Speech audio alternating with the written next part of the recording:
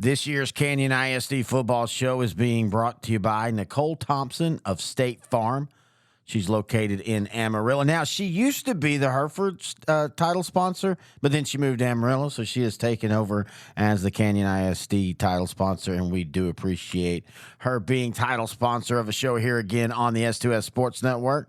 Now, if you need insurance and you're out in Amarillo or around Amarillo, Nichole Thompson is who you want to talk to. She's located at 4722 Southwestern Street, Suite C in Amarillo. You can give her a call at 806-391-1033.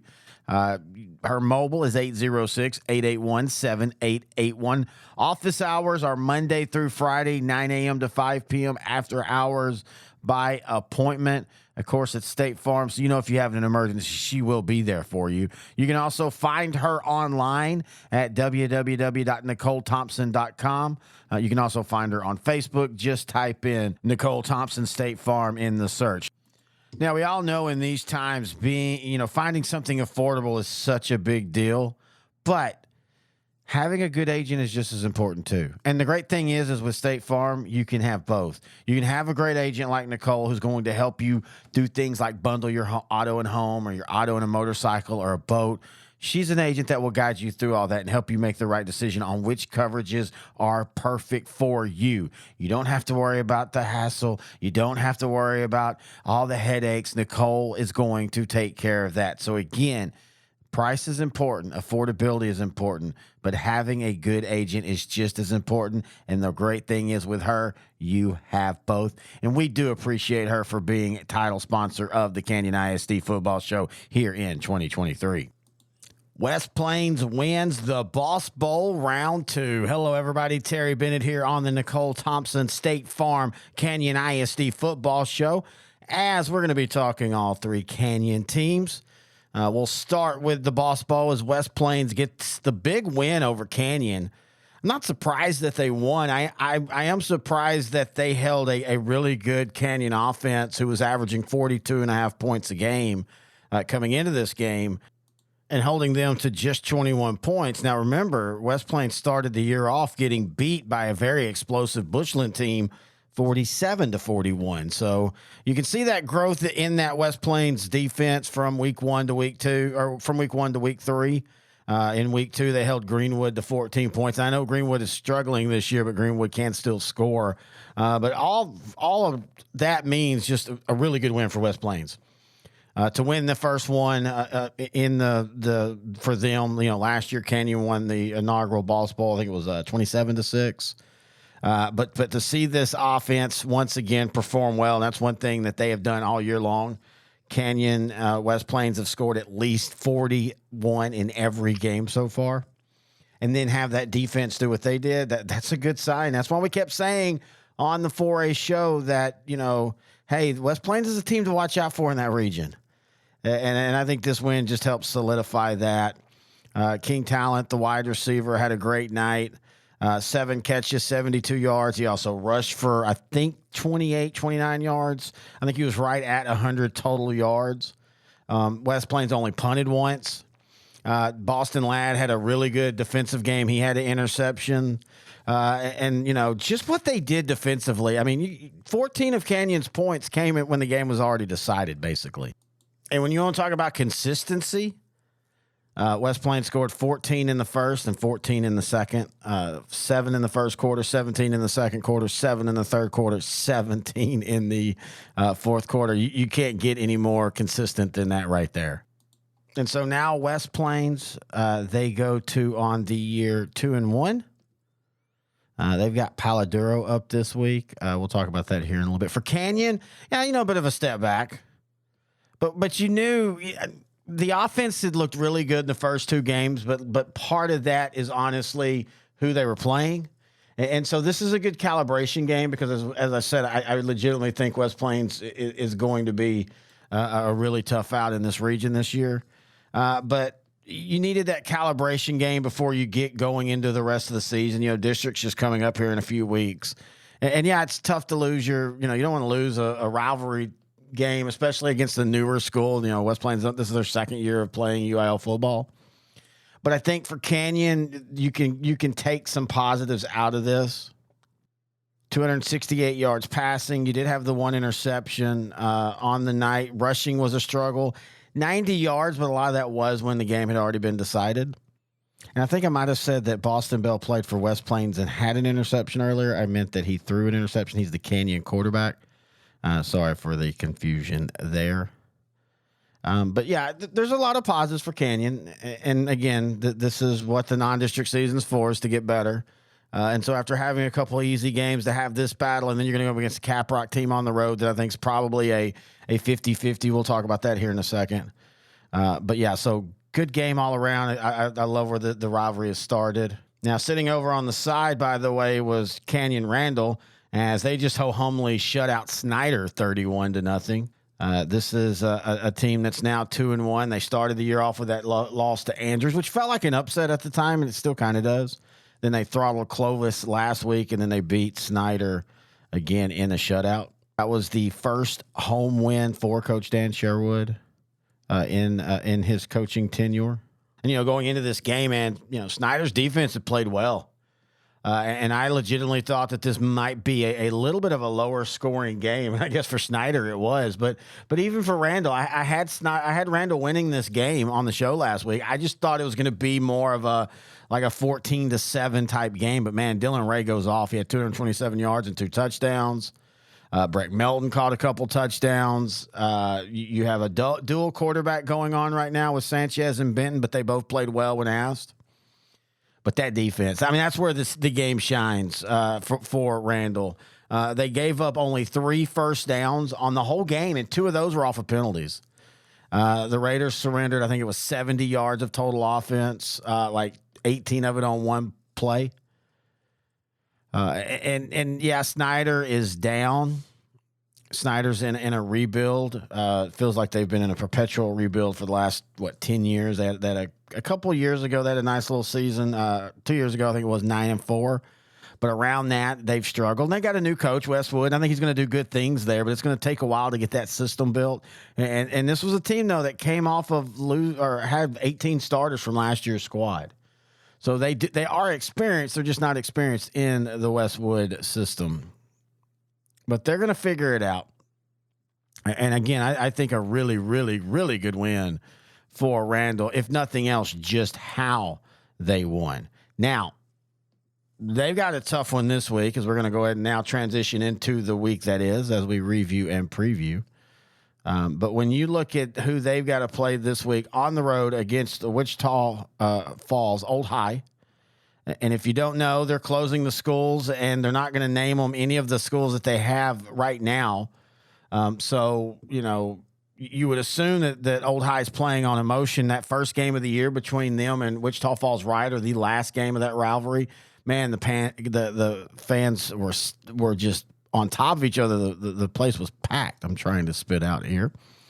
And they lost an emotional game, and then since then, they haven't won. They're 0-3 on the year. They lost to Hereford. Now, I want to say this, because Nichole Thompson State Farm last year was the title sponsor of the Hereford Football Show, because that's where she was, and then she moved to Canyon ISD. And so, last year, Hereford was 1-9. Got their win late in the season. Believe me, I know. We did these games. It was terrible to talk about it. Not terrible to talk Hereford, but it's terrible to talk when you're just talking about losses. Grant Goodwin and I tried our best. But the White Faces have started this year at 3-0, not only beating Wichita Falls 45-40, but they beat Caprock 34-20, and they beat Shallow Water 28-27.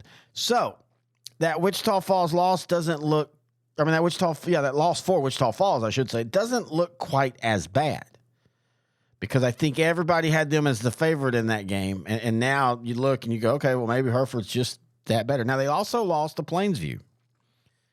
Now, the Bulldogs on the year, they're also 3-0. They've beat Levelland, they've beat Pampa, they've beat Wichita Falls. So, yes, Old High is 0-3. But Old High's opponents this year on the season are a combined 9-0.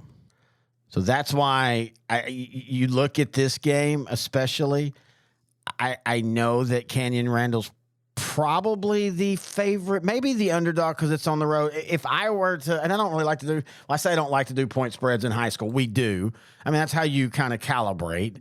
But if I were to call it, I would give Wichita Falls the 7-point home field advantage. But I think that's about it. I think this is an even matchup. I really feel that with this, with what Canyon is trying to do offensively, I think they might struggle a little bit in this game again because they're playing a really solid defense. And I know you say, well, they've given up 45 to Hereford and 41 to Ryder, but I'm telling you again, those are good offenses. But one thing Wichita has not done well as so far outside of the Hereford game is be consistent offensively. They've had some big plays, and they've got a talented roster, man. When you look at Eric Powell and Keandre Fleeks and Jordan Mitchell and Zage Gravitt, that offense has some guys. Cameron Jones, the quarterback. But they have not been consistent outside of that Hereford game that they lost. So just something to think about it. I really do feel like that you're going to see a lower scoring game. Again, I said that about the Snyder game, but I think it'll be a lower scoring game. But I've got I've got Wichita Falls winning like 21-17. I think it's going to be a really fun, close game. It's going to be, you're not going to feel any less about Randall after that game. And that's really most important before you get into district. Learning, you want to get the wins, don't get me wrong. But learning your team, figuring it out, getting snaps in, getting ready for district play. And that's where they're going to be at. Canyon, they're going to be on the road as they're going to take on Amarillo Caprock. Of course, last year, Caprock's head coach, who is now the West Plains head coach. And so Caprock's in a little bit of a transition. They have talent. Last year they were 5-5. They made the playoffs a couple years ago at 4-7. They have a really solid quarterback in Leighton Brown. Really good young talent, including Xavier Vargas, who I think's a sophomore. Willie Davis, a junior. Stephen Yilbari, a junior. So they've got a lot of talent. They're one of those teams that can be sneaky. They're 1-2, but they beat Pampa. They lost to Paladura, and they lost to Hereford. Man, Hereford's showing up a lot on this year's show. How funny is that, Nichole? But this is a team, if you're Canyon, you just can't overlook it at 1-2. I think this is going to be a heck of a battle. I think going into Amarillo, I think Canyon's a 1-point or 2-point dog. I like Canyon to bounce back. I think West Plains' defense is getting better from that Bushland game in week 1 to where they're at now. I think Canyon can score just enough. I think it's going to be a close game. I think it's going to be a one-possession game. But I have Canyon winning probably like 35-30, 35-31, something like that. West Plains will take their 2-1 record, and they're going to play Paladuro, one of the best mascots in football, the Dons. They're 1-2 on the year. They lost to Tascosa 28-7, beat Caprock 20-14, and lost to Lubbock Estacado last week 48-14. Estacado's a really good team this year to watch out for. I like West Plains in this game, but we'll see if the depth's an issue. West Plains feels like they're kind of on a little bit of a revenge tour, but if you remember, this is the game that they won last year. This was kind of the one that opened everybody's eyes up. Not that, again, that the Dons were great, but, I mean, you're a new school and you're playing a school upper class. Usually you're going to struggle, and West Plains won by 2, 24-22 or 28-26. The Dons are big. They've got a really big offensive line. Sometimes that they kind of get stuck in the mud, but they have a offensive lineman in Blake Williams who's 6'2", 300. Offensive lineman and Sammy Santos who's 6'2", 285. And that can be an issue if they get the hands on you. I like West Plains though in this game by a good amount. I think if you're going to be able to score 48 against Canyon and hold them to 21, you're going to have a pretty good game against the Dons. I kind of think this game could get away for them, especially if that offense started like it did last week.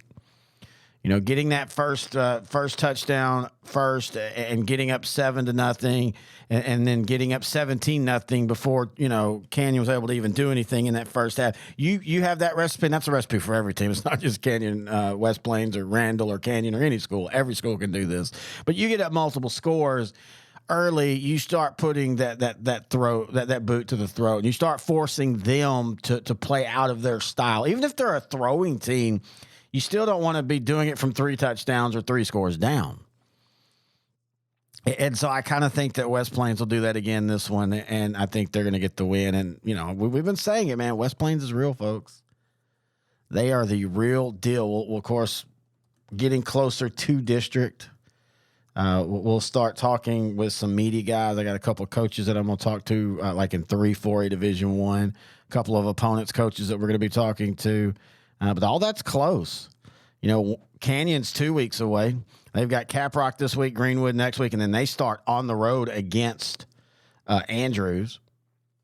The Raiders, they start district play. Now, they go 3 weeks. They've got Paladura and then Canadian. That's going to be a fun game. And then they start on the road against Dumas, a team that's 1-2 on the year. In fact, real quick, 3-4A Division I, I should have done this earlier. 3-4A Division I, Canyon, again, 2-1 after the loss. Randall, 2-1 after the win. Dumas, 1-2. Hereford, the surprise of the district, they're 3-0. And then Pampa, they're 1-2. Well, they've got a tough one this week against Decatur. Decatur, best 0-2 team in the state probably, with the losses they've had, including last week. Up 2 scores when the Storms started against Stephenville, and then the Storms happen. They wait like an hour and a half, and then they play again. They pick up the game. Stephenville's able to get the 2 touchdowns and win by a point. That just a crazy game. Man, Stephenville always seems to be in those fun, crazy games. And then in 2-4A Division II, West Plains, they're 2-1. Borger's 2-1. Levelland is 1-2. Seminole is 3-0. Perryton is 0-3. Seminole's going to be interesting. They've got Andrews this week.